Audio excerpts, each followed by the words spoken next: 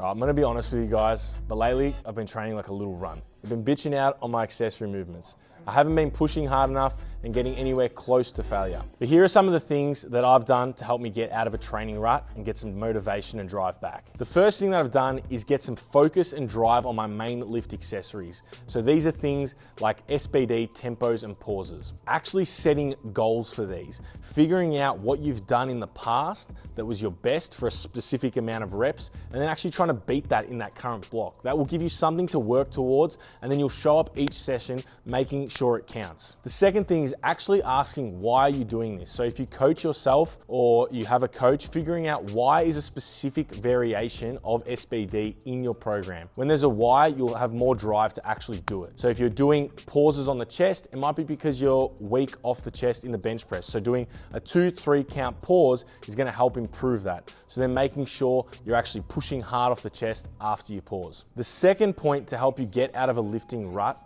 is hunting proximity to failure. So this is learning where failure is and then being able to actually get there. So when we prescribe an RPE 7 to 8, actually making sure that you're 2 to 3 reps from failure. A lot of people fall short of this, and this is a very easy way to get back some hard training. To help you understand where failure is, you need to actually go to failure. And the easiest way to do this is with AMRAPs. So what you'll see with many people is that they think they're hitting an RPE 8, 2 reps away from failure, but then we actually take them to an AMRAP and they hit another 6 reps. So really it was an RPE 2. So make sure that you start to implement AMRAPs into your bodybuilding and hypertrophy focused movements to help you start getting a better gauge of proximity to failure and actually doing some hard sets. This brings me on to my next point, which is use machines. Machines are super easy in helping you to gauge proximity to failure because of the low skill threshold. You don't need much time to pick them up at all, and that way we can get to failure very easy and get to actual RPE 7s, 8s, and 9s. The beauty of machines is they have a very low stimulus to fatigue ratio. This means that we can get a lot of stimulus in a very specific muscle. Think about a chest press machine or a pec deck. You can get a lot of stimulus onto the pec muscles without much fatigue. Oppose this to your typical barbell SBD variations. We're doing a lot of volume of those and hard sets close to failure. You might tend to feel some general soreness around knees, shoulders, back, and they can take a little bit longer to recover.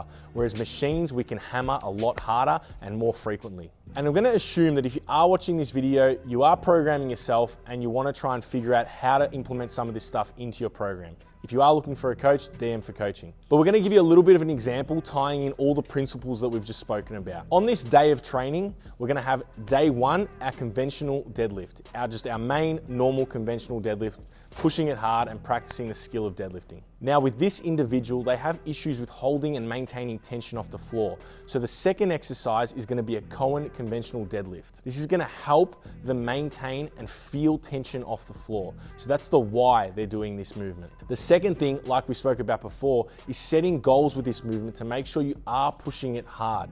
Figure out what was the best Cohen conventional deadlift you've done in the past for that variation, and then try and beat it this current training block. Now, the next few exercises that we're going to implement are all about pushing hard and close to failure, hitting actual RPE 7s, 8s, and 9s. The next exercise is going to be an SSB Hatfield Bulgarian split squat. Now, like we spoke about on those second and third points before, we're going to make sure that we are smashing actual RPE 7s to 8s. So you might even want to chuck an AMRAP in there to see if you are getting close to that. The last exercises for the session are going to be leg extensions and seated hamstring curls, RPE 7 to 8. And again, make sure you're feeling the target muscle and you're taking that target muscle close to failure.